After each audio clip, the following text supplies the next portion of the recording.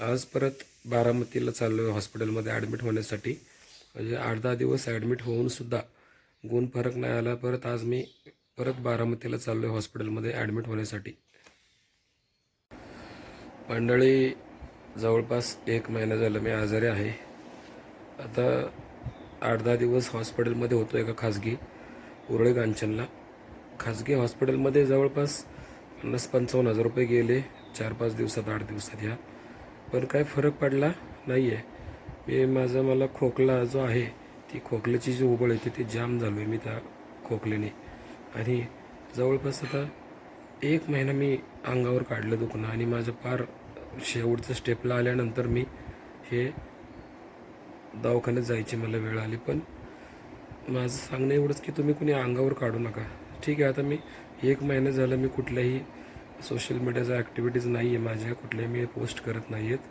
काही कारणास्तव माझी परिस्थिती खूप, म्हणजे तब्येत खूप खराब आहे माझी.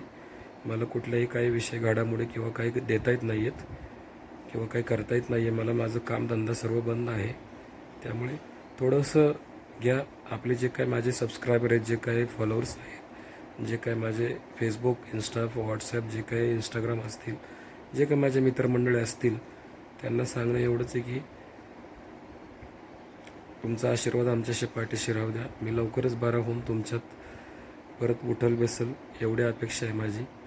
की माझी परिस्थिती आज रोजी मी खूप माझी खालावलेली आहे, सांगू शकत नाही. आता हे व्हिडिओ बनवण्याचं कारण एवढंच की बरेच दिवस झालं मी ॲक्टिव्ह नाही आहे कुठल्याच ह्याच्यावरती.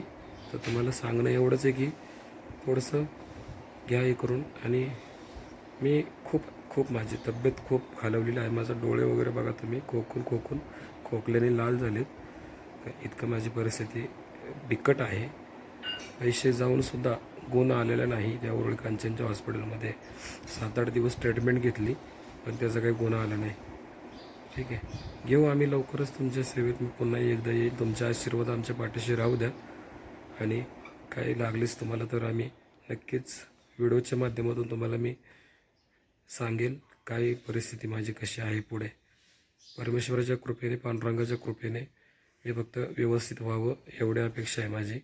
शेवटी सगळं जे काय ते पांडुरंगाच्या पुढं, त्याच्या पुढं मी सोडले. तो मला बरं करेल की नाही त्याची त्यावेळेस माहिती. ठीक आहे, नक्कीच पुन्हा परत येईल मी लवकरच तुमच्या सेवेत. तोपर्यंत रामकृष्ण हरी.